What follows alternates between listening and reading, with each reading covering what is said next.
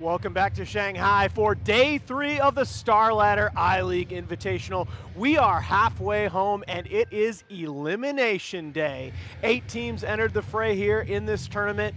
2 in TNC and Liquid are through to tomorrow's semifinals. The remaining 6 teams will battle it out today in 4 best-of-3 series. Recapping the action from the first 2 days of the tournament, in the first series of the tournament, presumptive Chinese favorites IG, in a surprise result, bowed out 2-0 to TNC. 2 first phase Jakiro picks by the Filipino team, and a disappointing game from Boboka's Clockwork in game 1 for IG, sprang the upset in the second series of the day. After dropping the first game, Alliance got super value out of a Leshrak pick in game 2 to come back and even the series, and went to their signature clock SF in game 3 to pull the upset over VGJ. So those 2 teams, IG and VGJ, will face off in our first series of the day today. Winner moving on, loser going home, and Alliance is waiting in the wings.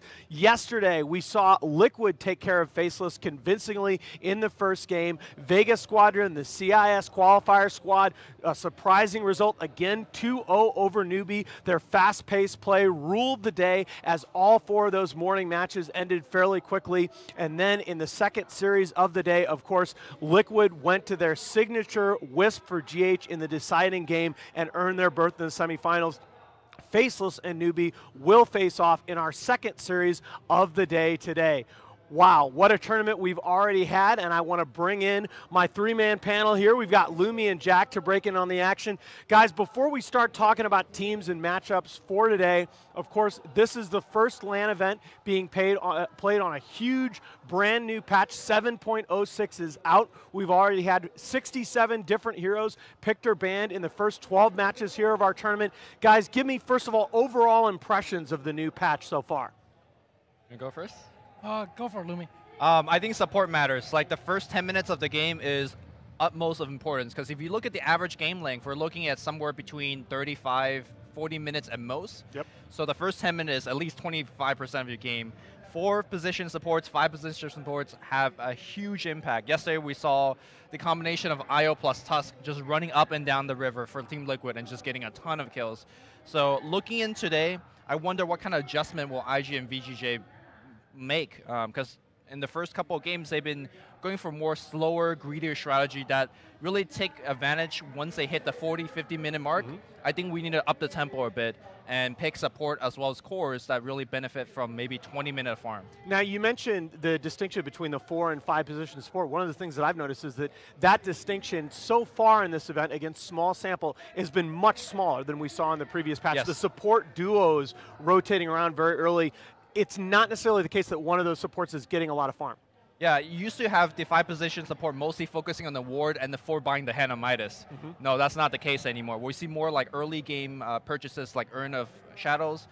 We even see like drums from the 4 position support just to make sure that you win those early game fights. So I don't think we're going to see a Midas today, at least I hope not. Yeah, speaking of Midas, I'm not sure what the numbers are on the Midas frequency purchase. It definitely seems to be down for supports, and for carries and cores, like you would see that often before as part of a kind of exploding into the mid or late game, but now you often see it on more of a fighting core as a way of keeping up their farm while they're off fighting or, say, taking jungle, being more active. And so you guys mentioned the pace of this patch. I think most of us expected this to be a slower patch, a faster patch rather, with more explosive pushes, lanes matter more, and that has very clearly been the case. We've had some very quick games.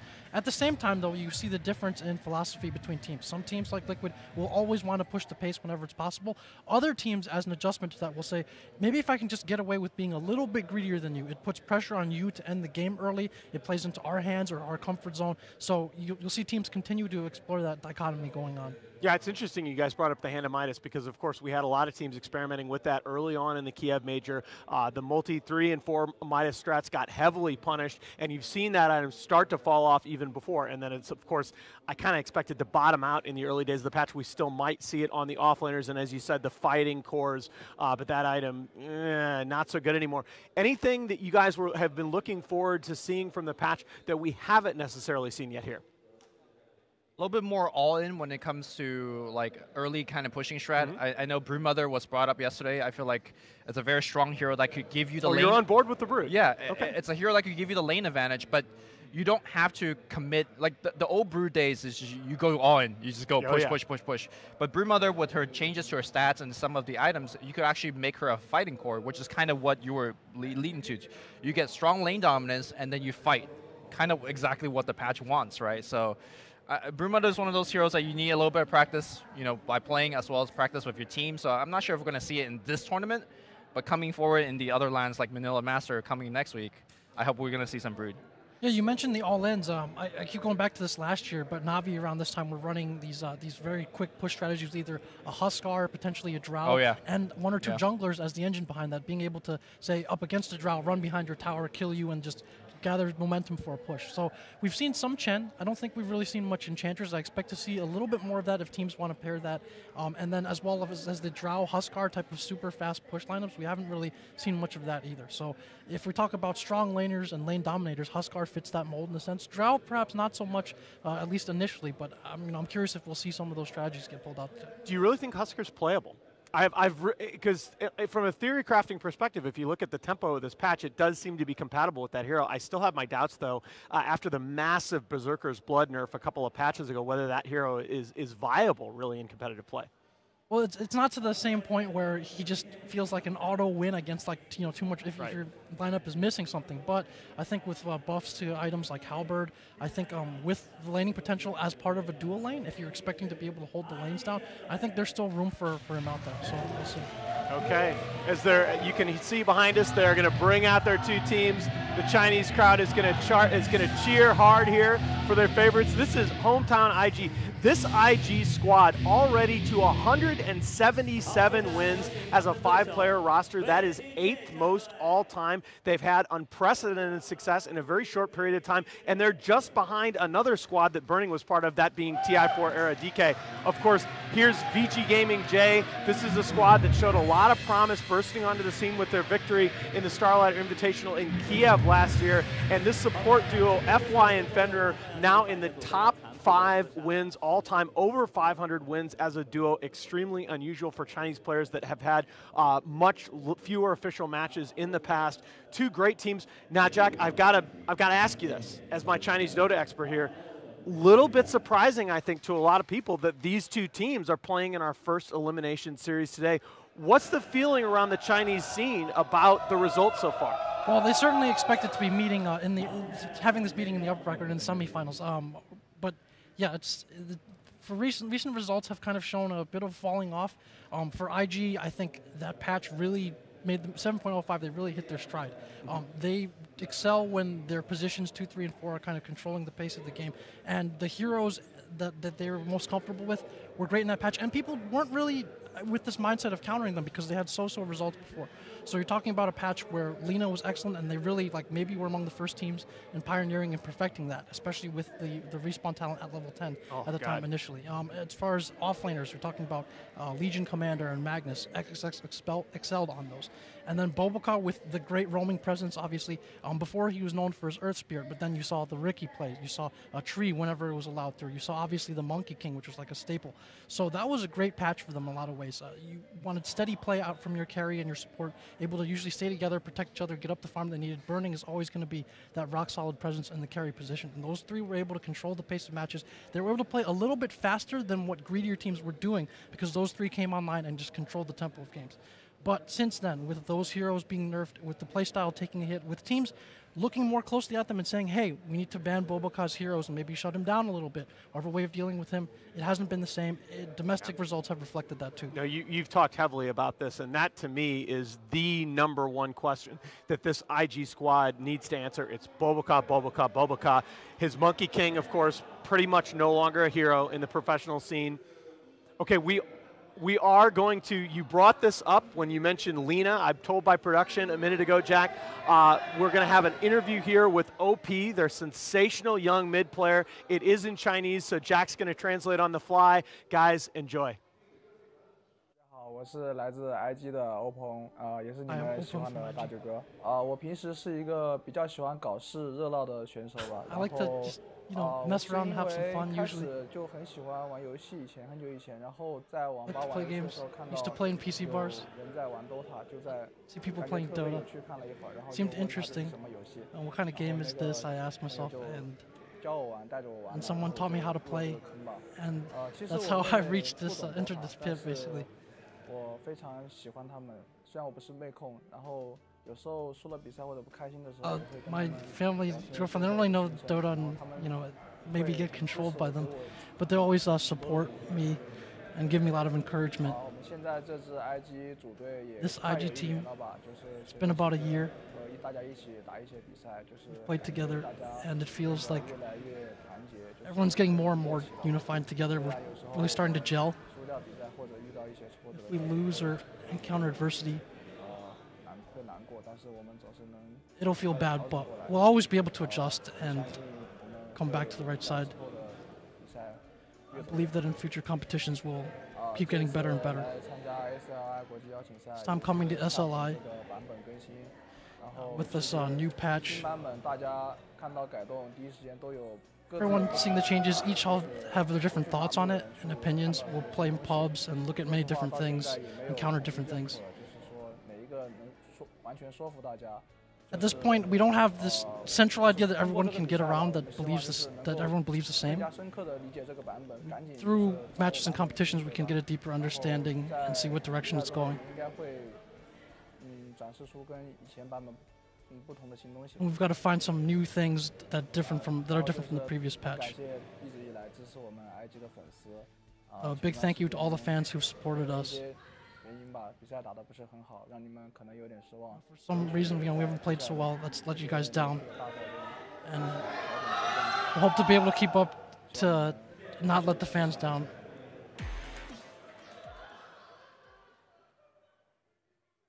And that was OP from IG, their sensational mid player. Jack, we started to talk about this a little bit earlier with the Lina getting nerfed. Really are looking for answers in the mid lane. They went with Dragon Knight and Tinker in their series the other day. Really looked pretty flat on those two heroes, especially got seriously picked on in the mid lane on the Tinker. They've had some success on Death Prophet in the Summit qualifiers. Do we have other heroes in mind that you think we're going to see from IG in the mid?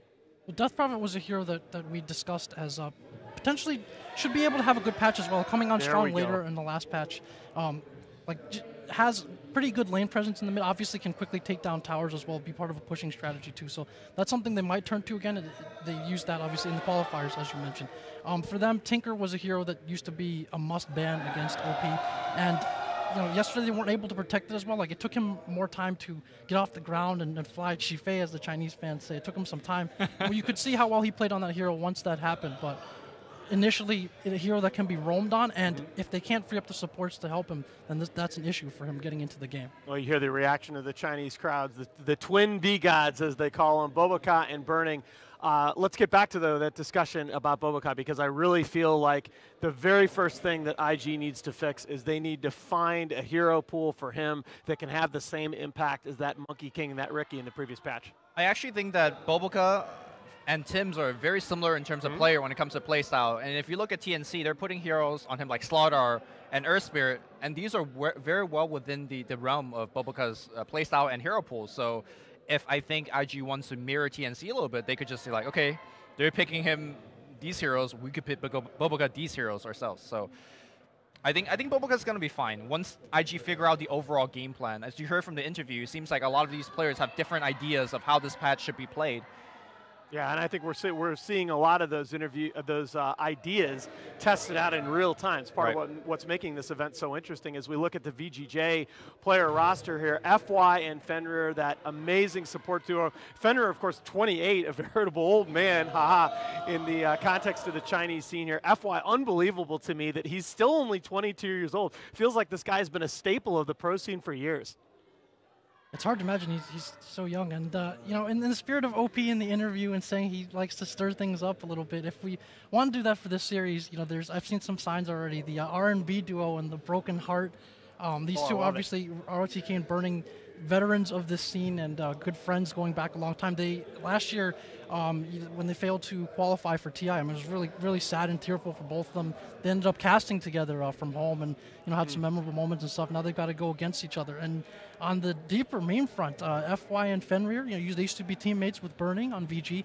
FY, because he has the same last name in part, and for other reasons, because he was such a rising star at that point, was known as the Prince. So this is the Prince against the Emperor. ROTK's nickname was basically the concubine, like the concubine. Oh my God! Because of the Burning relationship. So the Prince taking the. If you want to go there, there's plenty of material. No, you told that story the other day, and that was so poignant to me. Is these are two guys that are set for life. They could retire tomorrow, never play another Dota game, and live very comfortably. But Burning and ROTK still, tearful at not making a TI. This is how much the game still means to these two veteran competitors. As you can see on the screen, our Game 1 draft is underway. VGJ will take away that XXS Legion commander that we talked about.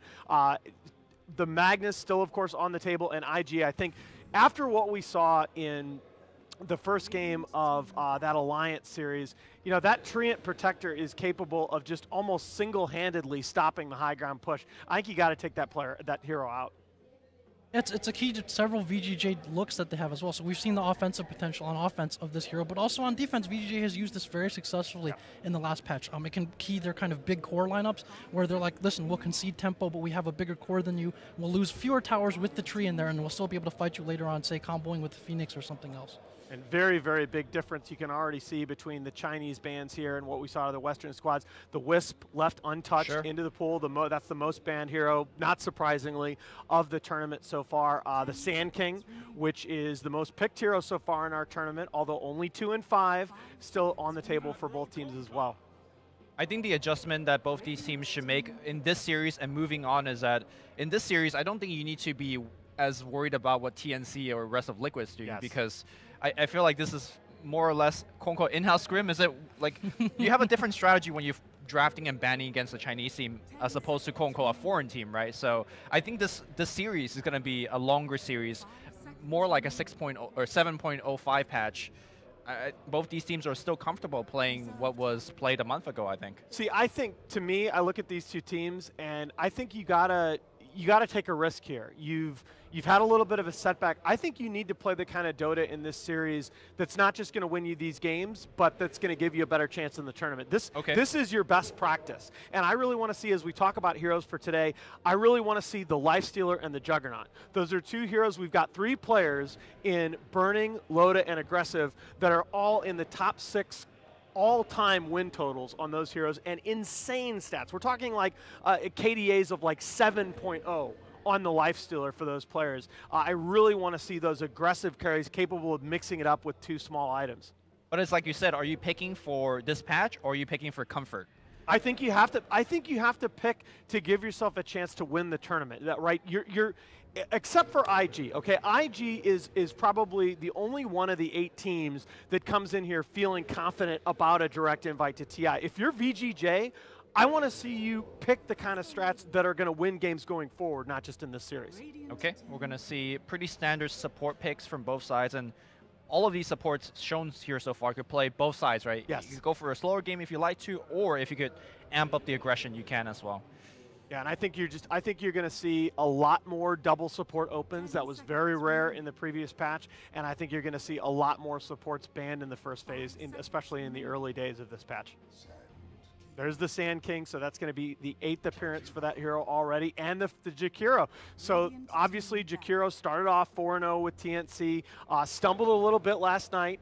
We saw Newbie lose 2 games with that hero, but IG still valuing it highly, picking it up in the first phase. And although the Sand King, of course, can step into that off-lane position, entirely possible that we're seeing all 4 supports on both sides in the first 4 picks. Yeah, and what you'll see a lot with Chinese teams playing each other is if they can't ban all the heroes that the other team wants, they'll start picking them themselves. So for Kunkka, this is something like the Kunkka CM combo is something that the VGJ and other teams have run, and kind of taking that into their own hands. Also, the Jakiro is something that Q played quite a bit. I think some teams and some other teams were even Western teams talking to them. Some of them were like kind of cracking on him a little bit. They're like, "Oh, if you're Q, pick Jakiro all the time." And in the past, Chinese fans have also said that Q is kind of pretending to think about the draft, but he's going to end up going, Lifestealer Jakiro or something like that. So it's a hero that, again, TNC used very effectively against them and all throughout the first day of the tournament. So. Yeah, I'm glad you brought him up because it's funny how you hear talk about all of IG's players. Q is probably the one that gets talked about the least, and he's only a guy that captained a team to the TI Grand Final. So not a bad captain and drafter. ROTK also captain to the TI Grand Final, so there's a lot of history. Yep. So I'm glad you brought up the Jakiro that newbie played, because I felt like it was a very different type of Jakiro compared to what TNC played. A lot of people, when they see Jakiro, they're like, okay, Liquid Fire to the tower, and that's what both Theben as well as a newbie did with the Jakiro. But the difference there was Theben was making a lot of roaming ganks work in the early game, allowing the rest of the team to play aggressive, whereas I feel like the newbie Jakiro just did the Liquid Fire thing. And I think if you're just doing the Liquid Fire thing, Jakiro is losing a lot of his early game powers that you could get elsewhere. So I wonder if IG is going to just do the Liquid Fire thing, or are they going to double up with Kunkka and go for the double roam? Because we saw double roam support is the way to play this patch. That's at least how I feel. Yeah, and you know what? I wasn't convinced of that. You made that point on the panel the other day. I wasn't convinced of that after TNC's first series, because they got off to very strong starts in lanes, which enables those supports to roam. But in the second series that they played, they got a little bit more pressured early on in lane and still were able to make those roaming plays on the support. So I'm very much on board with you on that. And through the draft for IG, so you could see the Tidehunter ban and ROTK stable, and it was good on the one game that they took off of Alliance yesterday. And as far as we talked about Tide being one of the heroes that could benefit from this meta and being more self-sufficient and benefiting from that initial laning. And then you look at the other bans they've come out with, the Ursa and Lifestealer, both two tempo carries that if you expect VGJ to play faster in this patch, that aggressive excels on. He's great. He's a great carry player at finding the right time to go and fight and the right time to go and fight. Just like finding the right time to do everything for his team and to set the pace. And so if you want to deal with this squad, I think those are good bans coming up. Yeah, and aggressive. Burning is the all-time pro leader on wins on Juggernaut, but aggressive is top 5 as well. Very, very good on that hero. It's also, this is a theme that you guys alluded to earlier. We've seen teams using those picks to take away heroes from the other team. Sure. I think the Juggernaut would have been an excellent pick for IG.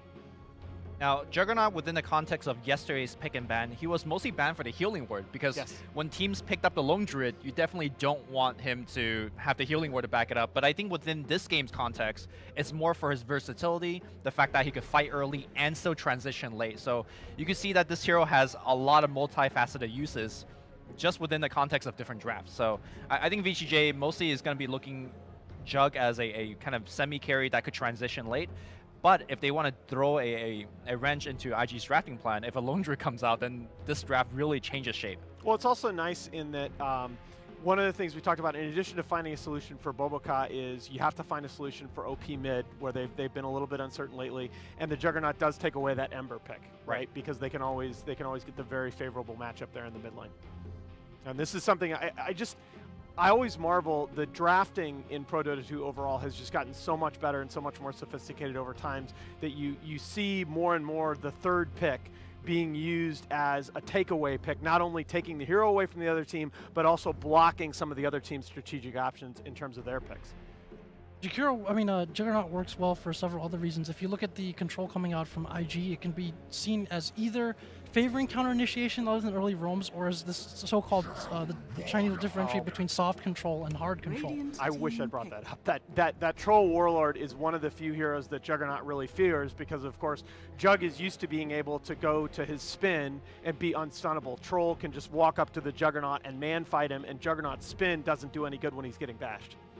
Right, so back to your point of the soft control versus hard control, I guess the two support, the Jakiro and the Kunkka, has no way to control the Juggernaut spin, but now Troll adds a pseudo hard control. Is that a way to extend that analogy? So the soft control, it's not usually not instant speed. There'll be a cast animation kind of set up for it. So the Juggernaut obviously, ideally will be able to spin out of that, but you want to usually be minimizing your time spinning against the Troll Warlord, just because he can come in and chop you down. Your Omni slash usage becomes a bit more stressed because early on, like, you still have that kill potential, but later on you have to get a lot out of it, or it has to come at the right time before you can be bursted down, but before they can spread out and mitigate that damage. So it becomes kind of a harder core to play against for a lot of melee carries. I'm very curious whether this Bristleback is going to be taking a page out of the mind control playbook, the double early mech that we saw in Liquid's early victory. So, or are we going to see a little bit more traditional, like the Vanguard, Solar Crest, that kind of stuff? Yeah, I'm interested to see that. Like with the removal of the shrines, the Mango now building into Soul Ring is one of the few sort of bones that was thrown to offlanders in 7.06, and we saw Mind Control make good use of that the other yesterday on his Bristleback. I do like the Bristleback pick against the Troll, because Troll, although he has that evasion, he has decent armor, but it's not armor at the level of a Naga or a Terrorblade, so he still is vulnerable from the physical damage to those Quells, which you cannot evade. We saw this pick against Troll yesterday. Obviously, the Crystal Maiden is a great natural partner for the Bristleback and his lane sustainability. Troll is a hero that has a tough time dealing with Bristle because you don't really have the burst damage that early to bring him down, especially with his back turn. And that's also a soft control, issue as well. Like, the supports will have a harder time zoning him out if he gets off to a good start. So it's a nice pick for them, and it creates that option you said of the sustain, the heal coming out from the Juggernaut to spearhead like a quicker push for them. I do worry a little bit about the Death Prophet versus the Bristleback. That's not that favorable a matchup for DP, because of course Bristle can turn his back and get the damage reduction against the Exorcism Spirits, and DP, you know, the small strength buff growth that she got that all heroes got in 7.06, in addition to the strength buff growth that she got in the previous patch 7.05, will help with her mid-game HP, but she doesn't necessarily want to build HP items super early. We saw this yesterday, the XSS Enigma. Yeah. He was really pressured into hitting some key black holes, and I think this game is more or less the same situation. At the same time, the frontliner of DP, it depends on what build that OP goes for. I think the super build from LGD has been super successful. He actually maxed Spirit Siphon. Oh, here comes a Sniper. Oh my, okay. Well, that's the game plan for IG here, right? So we mentioned how their supports have a lot of counter initiation as well. The Enigma is certainly huge in that department. So DP and Troll as a frontliner, DP being a relatively tanky frontliner, the Yules having utility against what the VGJ heroes bring, and then protecting that with the big ult and counter initiation. That's going to be the crux of their game. Yeah, I think a lot of people talk about Enigma getting stunned and him having to protect, but an important aspect of that is his supports protect him. And you've got two in Jakiro and Kunkka that have some long-range options to push those enemy supports away from the fight. So guys, quick predictions here for game one of IG and VGJ, as you see the EGB.com odds on the bottom of the screen. Go ahead, guys. Go first. I'm going to go with VGJ. I think their lanes are better. Sniper is going to have the advantage over DP, and then I think Enigma is going to suffer quite a bit against Juggernaut. So I feel like VGJ will win 2 out of 3 lanes, and they should be able to dominate off the snowball. Not too much time to digest that Sniper pick, but yeah, I do think that there's some potential gap closing issues for IG onto the Sniper. I wonder if they'll be able to form the push with the itemization that they want. I kind of like VGJ in this one too. I'm going to go with IG, make it a split decision. I think they're the slightly better team, and I think that the OP mid lane is going to go better than you guys think. I like those. I like the play of that support duo for IG to carry them through. So with that, let's get day 3, Elimination Day, started. We're going to throw it out to our casters. Here are Lyrical and Merlini. Hello and welcome, ladies and gentlemen. We're here, game number 1. We got a hell of a lot of them that are coming up soon. Ben, you saw the Sniper pick there, the XSS Enigma Dude, we've as come well. Full circle. I know, it's happening. Troll Sniper. It's a sad day. I'm really excited, though, for a lot of other reasons. Like, Enigma, always fun to watch. Kunkka, one of my favorite heroes of all time. I feel like he does run into some trouble when people just run at you, and I feel like Bristleback can kind of do that. Like, a little bit of buffs with the boat, being able to just cast wherever you want. But do you think that could be a problem? Not if Troll goes Silver Edge. Let's see what happens in the game. I think that's one of the things that wasn't really that great against the Bristle yesterday. Like, the Silver Edge came out way late, but Troll, I think, is a great Silver Edge builder. But maybe, like, we've seen a lot of Vlad's first. We've seen a lot of SNY, so maybe, like, Vlad's, Yasha, and a Silver Edge, I think, maybe. But even then, that's, like, 25 minutes. Okay. But Enigma, dude. Enigma. XSS's Enigma, I think, highly disappointed on day number 1. He was very slow with his black holes. He was very hesitant. And it was much different than his Magnus. Usually a good Magnus player would lead to a good Enigma player. Right. Because similar AoE. I would say Magnus is a little bit easier because you don't need to sit there and channel it, but it's still relatively similar. But hopefully he got those jitters out of the way. Yeah, a little bit of a pause here. We're hearing some stuff in the production on our ear. Not sure if that's going to be resolved pretty shortly here. Hopefully it is, but as you guys can see, exactly. You're so smooth. I'm trying. We got to keep it all smooth. Cool as the other side of the pillow, Merlini. That's what's happening. You don't look impressed. Cool as the other side of the pillow. That's the expression. But yeah, a little bit maybe ambivalent feelings going on amongst the crowd here. You got VGJ. It's a really big fan favorite for those players. It's always burning, dude. I know that's the thing, right? It's always burning. There's no question whether. But ROTK though, and dude, FY. Burning, man. Burning's popularity there is unrivaled. Okay. I don't even think there's a similar Western player that we can compare him to. Yeah, we get a little bit antsy with our picks, just sort of back and forth whether who it is that's the favorite of the week. Whoever has the highest MMR at the time. China, they stay loyal to their. I mean, what was the big game for him? I remember one lone druid game where he farmed 40,000. He was way popular before that. Really? Okay. Yep. He's just been playing forever. Yeah. He's been playing for 10 years. And still playing here, showing up for the fans. That's the thing that's also really impressive to me about it, is that you have these players that have been around forever and still are hungry to win, even though they've been winning for so long ago. He doesn't have that TI championship under his belt. Okay. That's what it all comes down to. Or grand finals even. Really? I don't think so. He was on DK a couple of times, and they didn't make it to the grand finals ever. Jeez. Well, certainly looking to try and make it happen, at least for here, and, of course, leading up to TI as well. We've been seeing a lot of good stuff out of China. As people say it's not necessarily their year, but I don't know. I don't think that stuff really ends up mattering that much, the back and forth between Western teams and Chinese teams. Who's going to take it? You believe in that? Not necessarily. Not really. I think a big blow is Wings not playing and scrimming them, because I think – the Chinese teams scrim a lot against each other because China's a big region, and a lot of the NA teams will go over to Europe and boot camp over there, so you'll have some inter-region mingling. But I think the Chinese region is a lot different because I think SEA teams scrim mostly SEA teams, and then the Chinese teams mostly scrim Chinese teams because of the server issues. It's very difficult to play on Perfect World from SEA or Korea.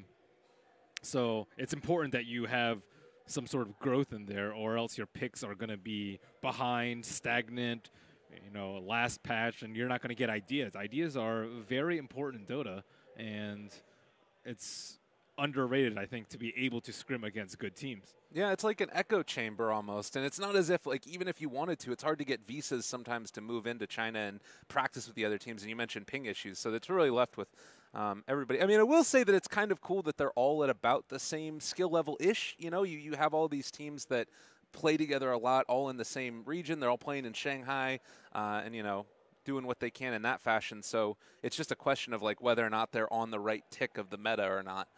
But, we also heard the other day that ROTK is one of those players that likes to watch Western teams and, get ideas from the games as well. But still a bit of a pause. I saw some applauses in the chat as well. Just Baboka. Baboka. Sad trombone. Applause, applause. Crash and burn. Good luck, have fun. Good luck, have fun. What a guy. He's been a character. I think that it's cool to see. Okay, it looks like we're getting word that there's some microphone problems with one of the players. So hopefully that does get resolved shortly. If it's just a mic, just go get a different headset. I believe in you guys. But yeah, it looks like we are getting the call right now to go, so we should be back into this game now. Game number 1 of a very long day of Dota 2. Hope you guys have gotten your popcorn ready. I don't think switching out the microphones is as easy because a lot of the sound is they're wired into the same box. Sometimes they don't use the voice over IP. Oh. Okay.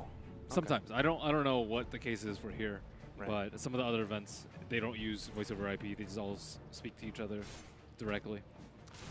Baboka and FY trading blows a little bit there. Oh my God, the taunt! I haven't seen the Kunkka taunt before. That's amazing. That was pretty Look good. At that. Oh my God, it plays some music as well. His thing's decked out. That is great. Oh man, Baboka, new favorite player. He is so happy just to be playing in this game right here. But yeah, early movements out. We did see that ward placed down. They're blocking out both of the off-lane camps. Dude, he's still dancing.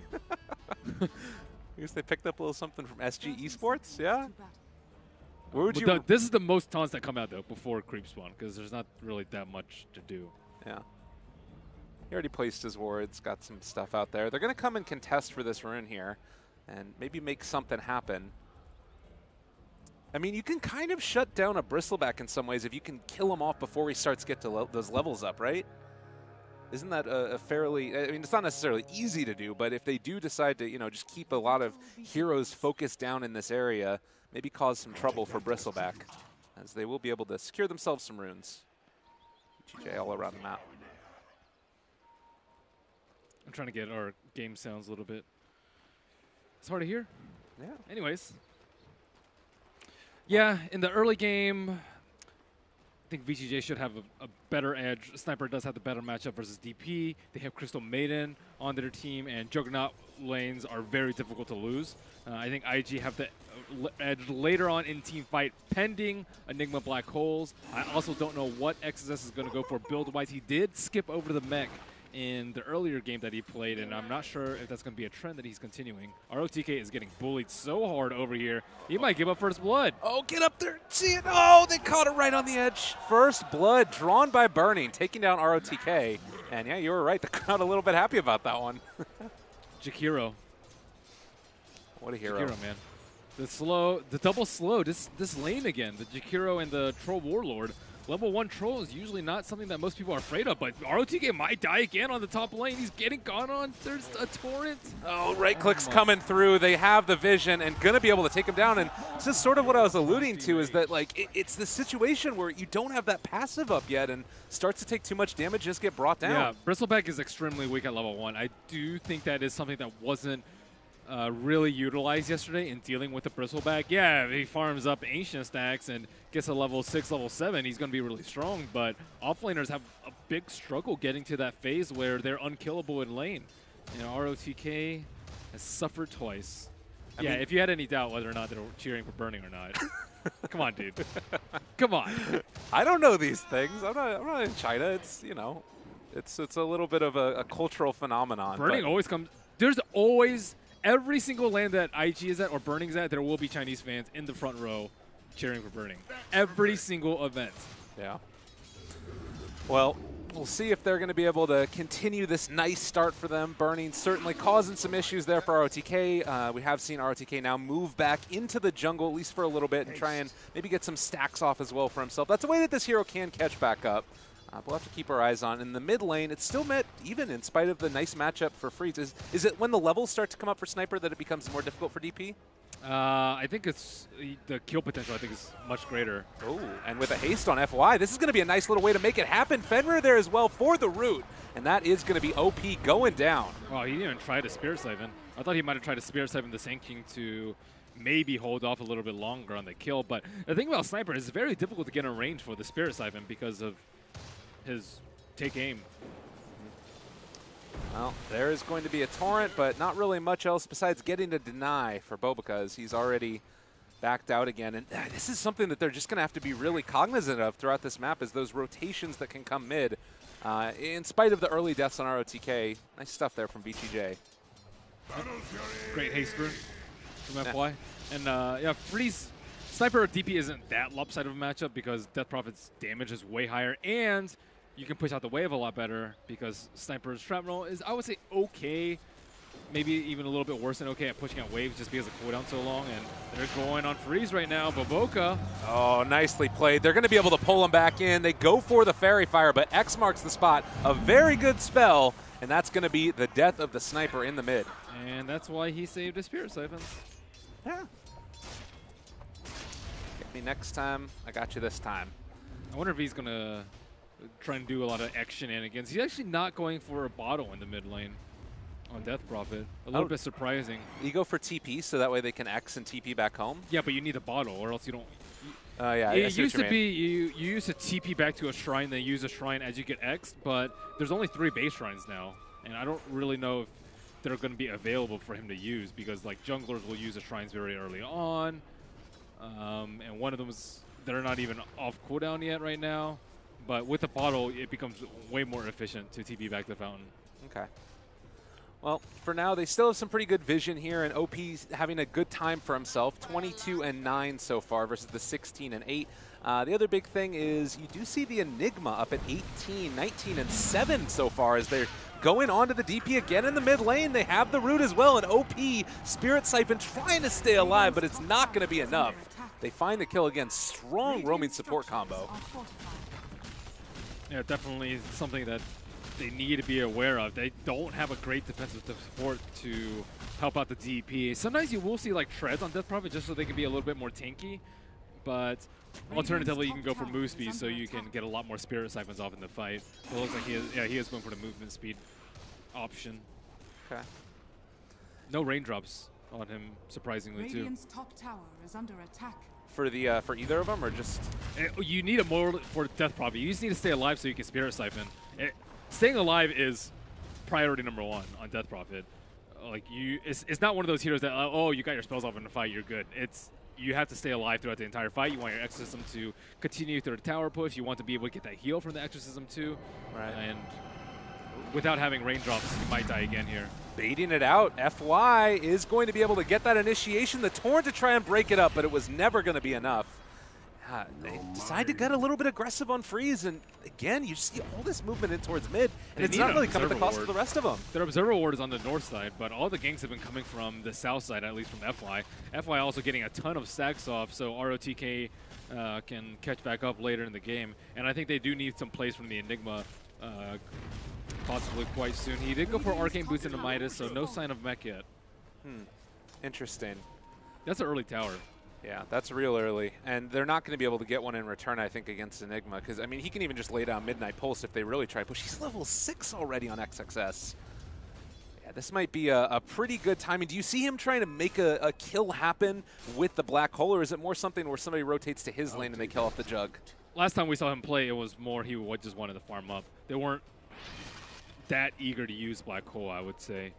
I think they can push quite easily, but the problem is they don't have any items to do so.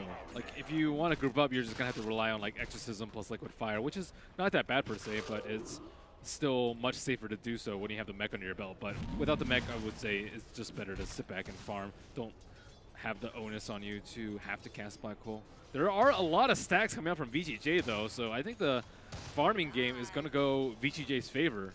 Yeah, we see that there's that Ancient stack that got done on the Radiant side again. I'm not sure what quite that is up to at this point. That might be worth exorcisming if they have vision of it. They don't with that Observer Ward on top of the trees block it, but that's a lot of gold. It is a 3-stack right. I don't even know if Exorcism will kill it. That's a lot of Ancients. Oh, they're going over there. Oh, they were right on top of that ward, though. So this should be dangerous. scouted. They don't actually know where they're going, though, because Sniper is the obvious target, but they don't see Sniper on the minimap right now. He's huddled behind the T1. And now they will at least get wind of the stack. Yeah. And hopefully they were trying to catch ROTK maybe doing a stack right there, but I wonder what the game plan is going to be now that they see the stacks. FY catching up with Boca. There's a nice little spot here. He's able to get a Burrow Strike onto both of them. This could be really big, but they pop the Exorcism for OP. I don't know if this is going to end up being super effective. Fenrir trying to run away. The Root keeping him alive for the moment as they weren't able to chase, and now OP maybe in some trouble. The Burrow Strike and the Assassinate doesn't even need to come out. They take him down. That Observer Ward, though, next to the Shrine, that's something that was not very expected, especially because the two supports were coming from the south side a lot. IGV are probably wondering how they were able to place that Observer Ward there, or how they knew that gank was coming. Yeah. God, and XSS walking in with the Invis Rune. Imagine if that was just like a couple of seconds earlier. Granted, there wasn't a Sentry Ward placed down in the mid lane, so they also spotted the Enigma heading over, but yeah, value Observer Ward. Buy him, everybody, if you're playing support. It's worth it. Definitely in this particular spot, too. 2-in-1. But the IG has not been very good about playing around the Enigma. It's just they haven't used Hole, and I don't foresee them grouping up anytime soon, even though they probably should given their lineup. You see Death Prop, you see Liquid Fire, you see Enigma. That is a very good lineup to group up and take towers down with, but that is not going to be their game plan, especially against VGJ's formidable AoE and better early game, I would say, with Death Prophet having 4 deaths. Oh, God. Well, maybe this is the play right here. They move in, and it doesn't look like they're actually going to be able to catch aggressive. Maybe this is just towards the Tier 1 push, and You don't quite have level 6 on Bobica, so not having that rum buff could be a little bit scary.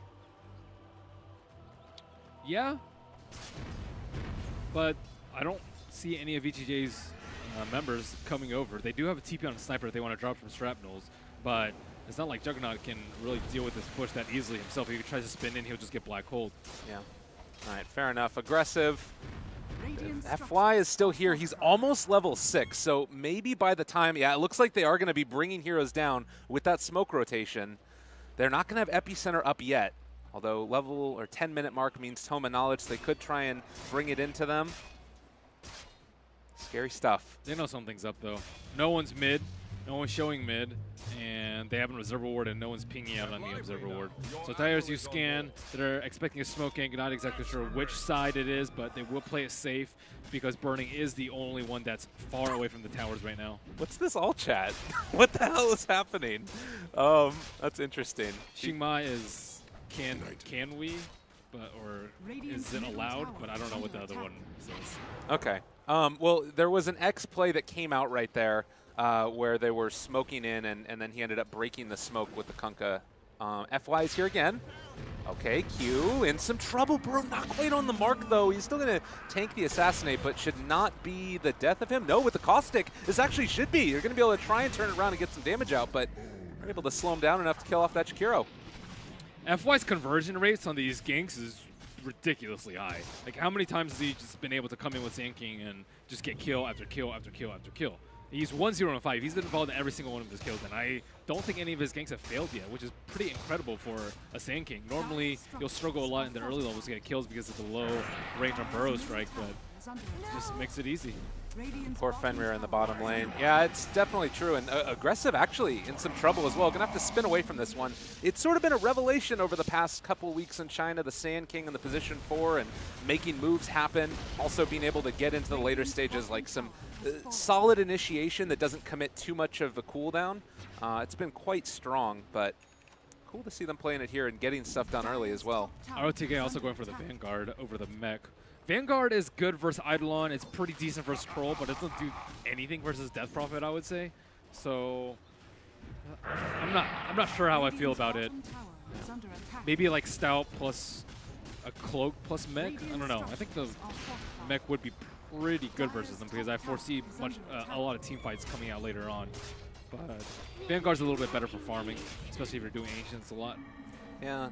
Did we see the sniper going for the Midas earlier, by the way? I thought I saw him trying to pick that one up. Yep, because of Hasten and Midas. So it's sort of that whole idea of VGJ right now is wait out the game a little while. They got the sniper, make that type of play. In which case, they probably should have gone to the Midas, though, on the Bristleback, right? Right, yeah. Because if you don't plan on fighting early, and your Bristleback already had like a kind of weak early game, he's not that high in terms of net worth, especially relative to his counterpart, the Enigma.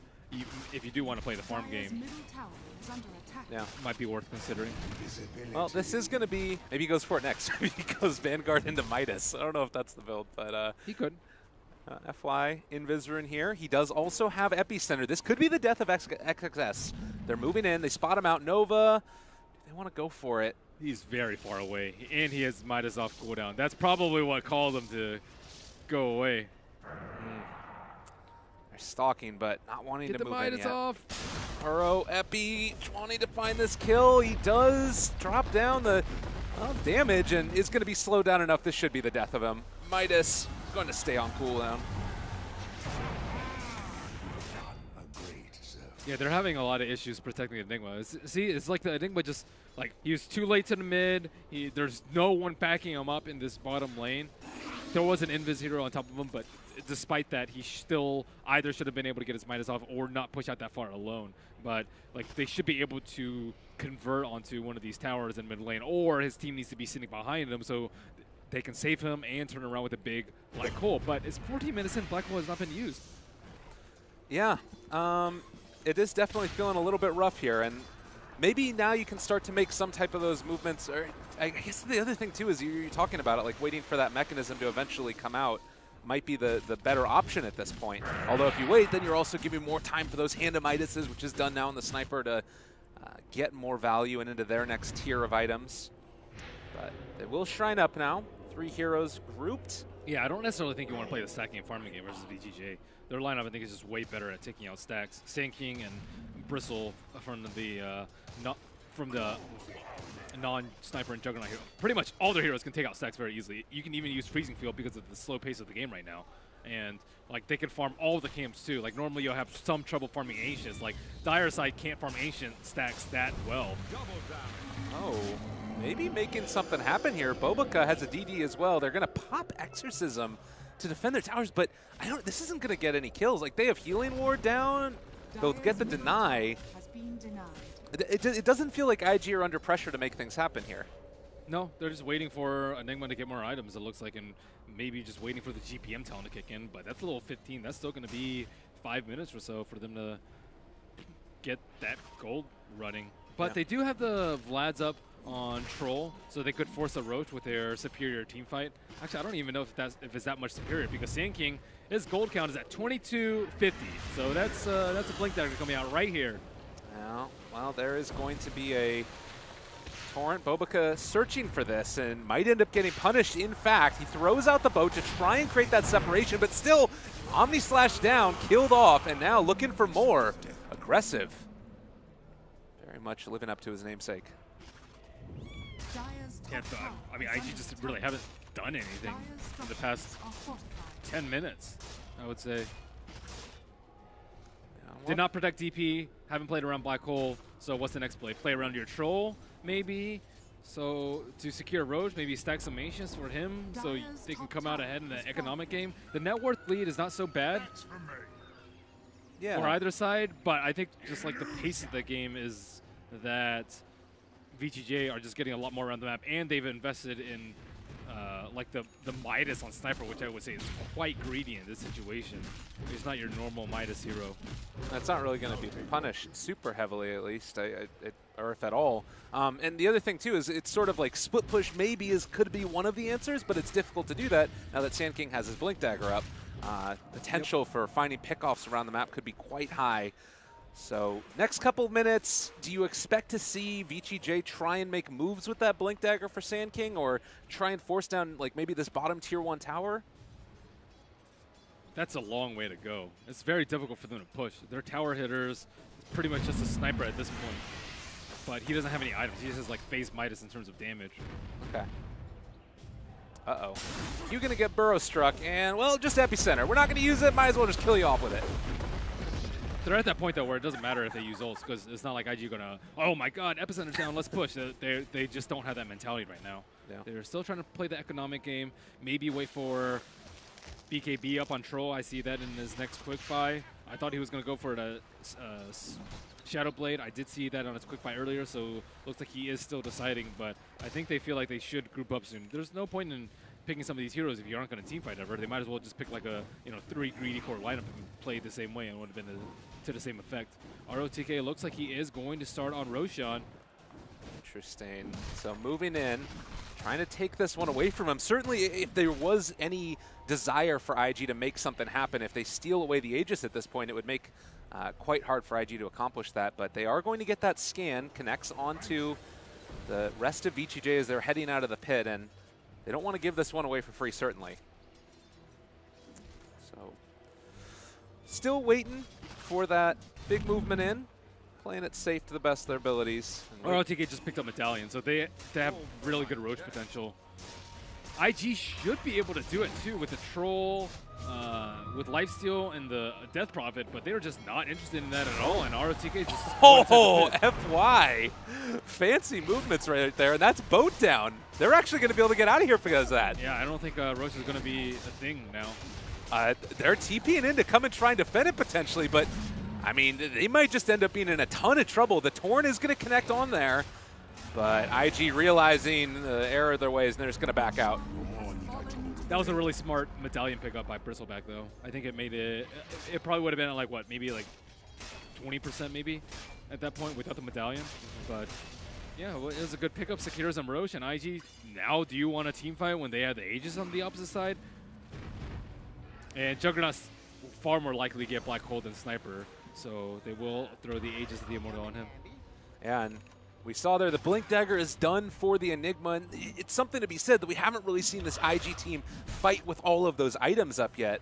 How do you see those fights sort of working out with the Aegis? Do you just like walk up there with the Aegis carry and start hitting towers, or you just use this one more for farming mechanisms? I think they can just farm. They're okay with that. Yeah. Everyone's getting big. They can stack up freely. It's just burning they kind of have to worry about. Death Prophet is not very farmed, and can't power farm as fast as a lot of other heroes, and they keep giving up free deaths here because Q is trying to play like 1437. But the thing is, like, they're not out farming them at this rate. They're not. You need to commit 2 heroes to kill him, and FY has been involved in so many of these kills, and their lanes also aren't pushed out. So as soon as they kill Jakiro, they can get a +1 on the tower. And Bristleback is just like running uphill. He does not care at all about anything.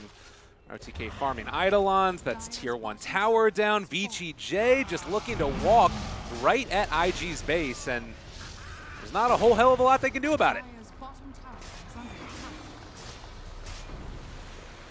The only thing that IG has done well this game is kill ROTK twice at the start. Yeah. Aside from that, honestly, they haven't done anything. Just farm up and not use Black Hole. Exorcism was used like once, I think, to try and go for... it was used once to defend off the tower that wasn't really defended at all. All right, a little impressive. Taking down aggressive. Now I'm going to be able to move back in and still most likely secure the tower. But look at Sinking's positioning. Sinking is ready to stun the Enigma if he always tries to go for a Black Hole. Yeah. Or try and jump them if they are slightly out of position. I mean, there was that ward there, and still IG had just had no way to really walk in and try and stop them from making that play. I think that Enigma's getting closer to BKB at this point. Thought I saw the Ogre Club in his inventory, but still a little ways away. 21 minutes in, 4-10. They also do have all of the tier 1 towers down right now for the Dire, as well as the bottom tier 2. I think even BKB's not going to be that great because they still need a good Black Hole to win the fight, but even Black Hole's not going to save them. Bristleback can turn his back, and Juggernaut spin too, so both pretty good. Sniper has exceptionally long range, so he's not really that worried about it. So it's very difficult to set up for a good Black Hole. You know what the strat is? You Black Hole the Bristleback, and then as he turns, his back then ends up not being to him. Wow. That is some next level stuff. All right. That would be so difficult to pull off. Yeah. No, definitely. It's a beautiful dream, but whether or not it actually happens. Solar Crest done for DP. More of these items coming online. We've talked about ways in which that can burst through a hero really quickly, giving the minus armor. Not as good as it was in the last patch, but still pretty freaking good. So that's going to be a late Silver Edge from them. Yeah. Just have to go for the BKB first. There's too much control otherwise. Sand King and CM just make this quite difficult to deal with. Yeah, he definitely needs BKB at some point. I just wasn't sure whether he was going to get SB. Oh, no. Oh, God, the X. Are they going to kill him? Oh, I thought that they were just going to end up burning that smoke for nothing, but X didn't end up working out in time. Still no BKB up on an Enigma, so it looks like mid tower is likely going to fall, especially off the back of this aggressive who is hitting for almost 300 damage. Yeah, so this tower is pretty much dead. They're so close to BKB, they might as well just wait for it. Oh. But FY, Omni Slash onto XXS, he's gone! Oh no! And now 45 seconds, you don't want to have to buy back on Enigma at this point. Yeah, this might just be over pretty soon too. At this pace, like, there's just no fight in IG. No spell coordination coming out. As Burning has been farming off on his lonesome for a very long time. He is still the leader in net worth by a good margin, so that is a big positive for IG, but it's very difficult for him to match up to these heroes just because I think he's going to get kited, even with the BKB. Like, you're going to have a hard time focusing on the Bristleback, you're going to have a hard time getting to the Sniper, so BKB is not going to guarantee him any kills. It's a really cool build by Aggressive, the Manta into Blink, because now you have that ability to jump in immediately following the Sand King and blow somebody up at the start of a fight, and at that point IG, if they were able to stay even on, 5-on-5 terms, 4-on-5 certainly not. Yeah, I think they're doing a good job of spreading out against the Enigma with like the Blink Dagger on the Juggernaut that you mentioned. It allows them to not clump up, and not clumping is super important. That's the only way IG win a team fight, is if maybe 2, maybe 3 people get Black Hole into a boat, into Ultimate Silence, Ice Path, you know, all that good stuff is going to come out from them, but only if they get Black Hole. Right. Now, Boboka will do his best here. In terms of like heroes that could end up becoming something this patch, Kunkka certainly feels like it, but we sort of have seen him running into the problem in this game where if you just run at this guy, there's not a whole lot he can do to stop that from happening. And just across the board, VGJ making those moves, and maybe a little bit of passive play from IG that's been punished. Yeah. They already have the Yule Scepter on FY to deal with the Kunkka too, so yeah. the X is not that big of a deal for them. And they are completely comfortable with fighting right now, despite IG having some very strong team fight ultimates. BKB about to be online for the Enigma. I think I saw it was about 8 gold away from him. So it's something, again, like these items that you've been building towards, this big team fight that you eventually want to take. It feels like it's coming close, but they might not even get an opportunity to if Burning got picked off there. Oh, that would have been tragic. That would be really difficult. They'd have to channel Epicenter from the smoke and assassinate him during the Bro Strike for them to get the kill. That's very hard to pull off. The BKB, right? So yeah, well, yeah, you can get all that on him before the BKB pops, though. Okay. But it's not easy. It's too risky. Heard a Shadow Blade. They're moving in. Fenrir, maybe the one who's going to tank this gank as Burning spots him out and a quick and easy kill. No chance for the CM. FY, does he get out as well? It looks like he should be able to make the escape. So the TP away is going to be there. So is this IG's time? Have they finally gotten the items up that allows them to take the fights that they want to take? It looks like it with the BKB off of the Enigma, but it's still a little risky. Let's see. Sniper has just Maelstrom and Blink. He even went for a Blink too, so his damage is actually not that great during BKB. He has really poor damage. Headshot is going to do minimal damage. They have Maelstrom too, so like his right click during BKB is atrocious. Are they just going to do this? They're just walking up on the high ground. They force out the glyph. Going to back out again. I guess just wanting to get heroes to rotate back for VGJ. They're making a statement, dude. Yeah.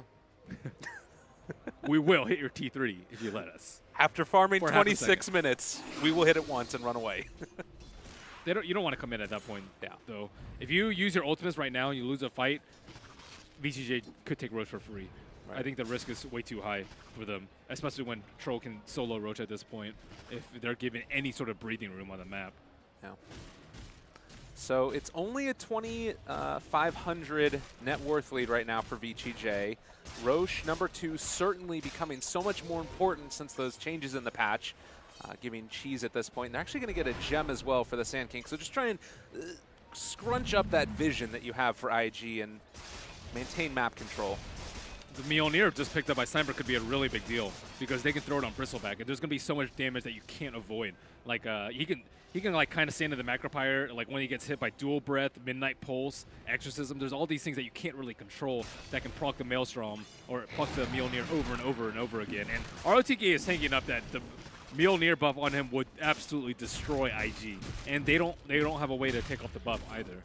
So that's something that's quite scary.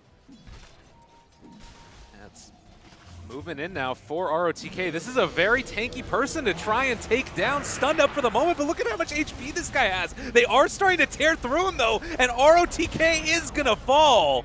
Uh-oh. That was not the way it was meant to go. Where was his team? His team was not there to back him up over there. ROTK is pretty tanky. He has a lot of mitigation, and his back was turned towards them most of the time. I think the Troll went on the opposite side of him.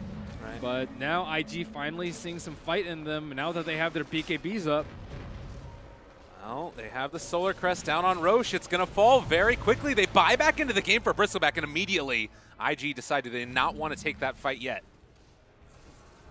There's no Exorcism on Death Prophet, but Roche is way too low to leave alone. That thing is, you do not want to leave this pit. Yeah, this is such a scary situation. XXS has that black hole available as well. The Blink, BKB, it's all there. This could be one of those moments. The Ice Path goes out. Still hanging on to it. ROTK is getting those Warpath stacks up right now. They got to be careful. The gem is there for FY still. Great blink by Freeze. Oh, ROTK, they had to use the exorcism last time to kill him off. Aggressive in the pit now. I don't know if they realized that he was there. He blinked into this. Now throwing out more of those. The Macro Pyre is down as well. Burning, gonna run in. He gets Yule Scepter lifted up. Black Hole is down. It's on to 2. The bonus there as well. They're gonna bring him down. Burning is gonna pick up the Aegis as well. Buyback immediately from Aggressive. They need to take this fight, but is it gonna be enough? Burning is back, baby. They're running in. They're trying to find a kill with the Epicenter. It's gonna be more than enough. FY saving the day. Aggressive came in with the Omni Slash on top of it. Burning is still alive here though. You can hear the teams yelling crazily right now, but Aggressive looks to potentially be going down. FY, the Shrine, the Glimmer came and saving its life. XSS is there.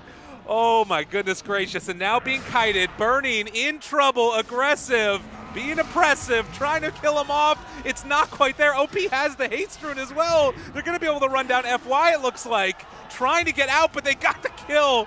Oh my goodness gracious. Wow, them building all these mobility items, they can't kill Burning. They don't have any damage right now.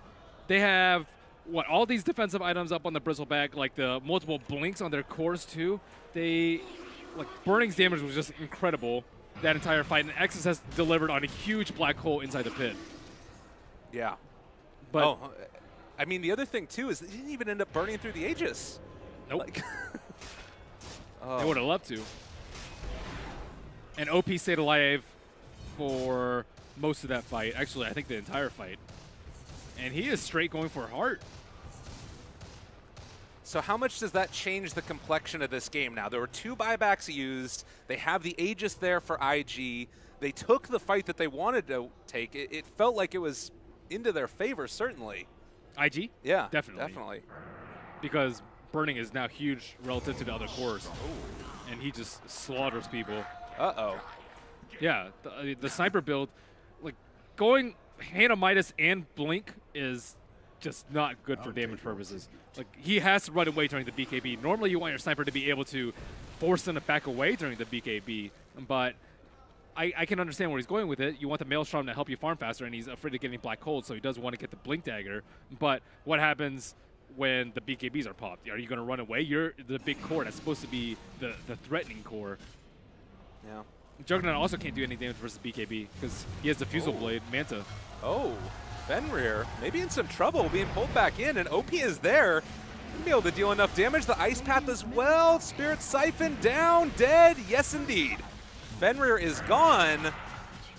Oh, this is looking quite scary for VGJ. Burning is just massive. So big at this point. With the I mean, they've got the Exorcism there. They're taking this down. Aegis still in hand. ROTK maybe in some trouble in a little bit here as well. They have burned through the Aegis. Looking forward there. They're able to find that kill, but OP now maybe in some trouble as well. There's going to be the jump forward black hole. They've caught him. That's on to 2. They're doing no damage at all with the sniper, and now they're going to be able to bring down both the Jug and the sniper. The torn up on FY. Burning never gave a damn his entire life. Baited, dude. GG, they're done. Oh. That was a slow 25 minutes from IG, but it seems like they were just waiting for the BKBs to pop up. I don't think that their individual play was actually that great that game, but their team fight was still far superior, especially once Burning. I think Burning farmed exceptionally well that game, but they weren't able to protect their cores in the early game. Enigma died multiple times on his own. The Death Prophet died multiple times on his own. Q also died multiple times on his own. But I think, yeah, XSS finally giving great black holes. There were 2 really good ones, and that's all that mattered. I think he guessed 2 in the entire game. Yeah, 2 black holes, and I mean, that's the thing, is that if you end up getting those couple of ones, you just win the freaking game off of it. The boat buff, too, probably in that fight ended up being pretty extended, and, you know, keeping those couple of heroes' lives, they could deal the damage they needed to. Like that and DP, pretty cool combo. Yeah, and VGJ also didn't build any teamfight items, too. They didn't have a pipe, and they didn't have Crimson Guard, they just had the Vanguard, they didn't have a mech. And I think when you're going up against Enigma plus Death Prophet, you probably need some of those items if you want to take a fight around the pit. But IG, I think their biggest virtue this game was patience. They just waited for the exact perfect moment to take a fight. And VGJ were like super reluctant to take the fight. And I think their itemization too just were terrible against the BKBs. Patience from Burning, Patience from XXS. Thank you guys again for tuning in. What a freaking great way to start off the day. We'll be heading it back to the panel now, see what they thought about that one. Welcome back to the Starlighter I-League Invitational panel as IG presumptive tournament favorites, but playing in our first elimination series today are up 1-0 on fellow Chinese powerhouse VGJ. Let me bring back in Luminous and Jack. Guys, I was pretty nervous with my IG pick in that game. I thought FY Sand King was going to carry the day. We've forgotten how good he was in that hero. In on 9 out of the first 10 VGJ team kills. But in the end, IG were able to pull that one out. How'd they do it? I think that was a really lucky break for VGJ. I think for a majority of that game, or sorry, a very lucky break for IG. Yeah. A majority of the game, I think VGJ was ahead, right? They came out of the laning stage as expected. Great roam on the mid lane to shut down the DP, or rather slow down the DP. Yes, ROTK on top lane was doing typical ROTK things. That didn't help, but I think their mid game was very strong. The problem was, off that one pick on the mid lane, forced the Roshan fight, and despite the heroic from FY Sand King, was not able to win that team fight, and eventually it was Aegis and Cheese on Burning. And then with that, he also got a Shadow Blade pick on the sniper on the bottom lane, which just escalated very quickly into a mid lane push, and that was the game. Yeah, you highlighted that too, and that's been a theme of our tournament, the early activity in the support duo, and it was definitely the VGJ support duo that got active first, really hurting that. That Death Prophet OP was fairly even with the sniper through the first couple until levels. the ganks came repeatedly. Yeah. Yep. Well, as the kind of meme and joke goes, if ROTK is given first blood, that means the team's on the right track. In this case, though, for the Bristleback to die repeatedly and have a slow start, I think really impact them because they want to be on the offensive to the point where they have the Bristleback in front and then they're pushing like that. You saw like when they were sieging bottom, it ended up being the Juggernaut with Aegis, giving Aegis to take that tower instead of a Bristleback. That's not their ideal scenario, and also Bristleback with a little bit more farm is more confident in taking some of these fights where they know where IG is positioned to counter-initiate. I think that Roche fight was a good example of that. If you're confident enough to take the fight to IG, knowing that they're kind of waiting on that high ground behind to come into the Roche pit, and you can fight them knowing that Death Prophet ult is down. That's a critical decision for them to be able to take. Maybe they don't take that decision because of the farm situation. You guys mentioned mid with the Sniper. Sniper is a curious hero in the sense that he's good very early on in lane with like the influence of Shrapnel, being able to secure kills and help with early rotations. But then before he gets his big like late game items, before he gets his survivability offensive and defensive items, yeah, there's a dip. And that's when you have the opening for the Death Prophet, for the Troll, heroes that he does not want to be close to at all, but yet doesn't have the damage to necessarily kite and keep back. Yep. So that was kind of like that combined with the Bristleback being slowed down a little bit just really hampered, I think, their plans for early mid-game aggression in terms of objective taking. So they were able to get some kills out of that. You expect the IG supports to stay home a bit to protect Burning, make sure that he gets his farm up, and with the Bristleback to kind of zone and deal with. So they did have to do that. You expected to give up some kills in the mid, but overall their game plan never just really came together. I really like the decision, by the way, of the OP Death Prophet to go Solar Crest. I think that item is really, really good on that hero. I think what you were saying about Sniper, it's the way I think about it is that Sniper is a hero that needs a mid-game control advantage and a range advantage from his supports. He needs his supports to be able to zone and control the fight better than the enemy supports, and that's why when we were talking about the draft, I felt like the Jakiro and the Kunkka on the side of IG would give them that advantage. Now, FY Sand King almost by himself offset that. You saw those blink bro strikes to the point where IG just got tired of it and finally chased him down. But I want to ask you guys moving forward, okay? I'm not sure, even after this win, that IG have solved their issue. You talk about they had to secure Burning Farm early game, but I still don't see the activity and the game impact out of the IG supports that I saw at Kievan before. And here's the thing, right? Q on the top lane, they killed Bristleback twice. Yep. Like, RTA had to do the walk to shame in the jungle. Q did not need to be in that lane anymore because your Troll Warlord already had the face speed. Even when the Bristleback comes in a lane, your Troll wins the 1v1. So I think Q at that point helps mid because you know your DP is getting absolutely wrecked in that lane. What did Q do? Stay in the lane, Liquid Fire Tower.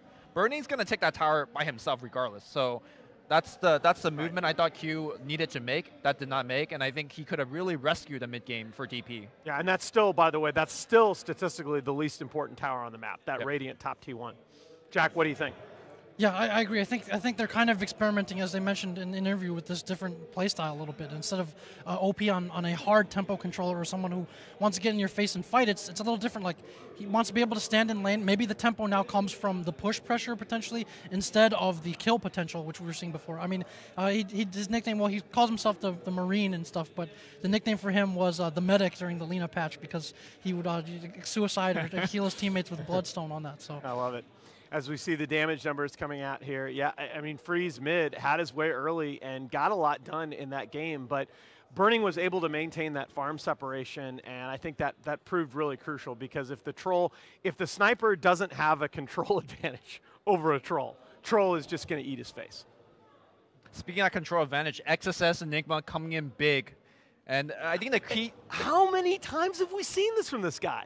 I think the key difference between this Enigma and the previous game where he played Enigma is that the previous game, he was pressured to initiate first. This game, he has allowed his Jakiro and Kunkka to go in first to create the chaos, and then he comes in to finish the deal. I think for Enigma player, you never want to jump in first because they have stuns to wait for you. And his teammates playing well, allowing XSS to actually come in with a 2-3-man black holes, that just steals the deal.